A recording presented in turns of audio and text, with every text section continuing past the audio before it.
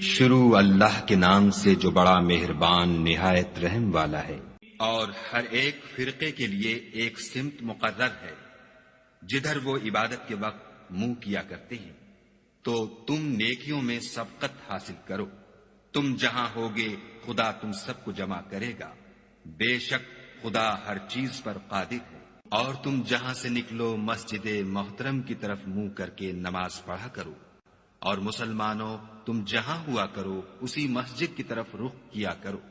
یہ تاکید اس لیے کی گئی ہے کہ لوگ تم کو کسی طرح کا الزام نہ دے سکیں، مگر ان میں سے جو ظالم ہیں وہ الزام دیں تو دیں، سو ان سے مت ڈرنا اور مجھ سے ڈرتے رہنا۔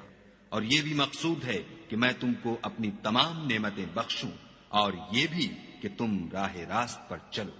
جس طرح من جملہ اور نعمتوں کے ہم نے تمہیں میں سے ایک رسول بھیجے ہیں جو تم کو ہماری آیتیں پڑھ پڑھ کے سناتے اور تمہیں پاک بناتے اور کتاب یعنی قرآن اور دانائی سکھاتے ہیں، اور ایسی باتیں بتاتے ہیں جو تم پہلے نہیں جانتے تھے۔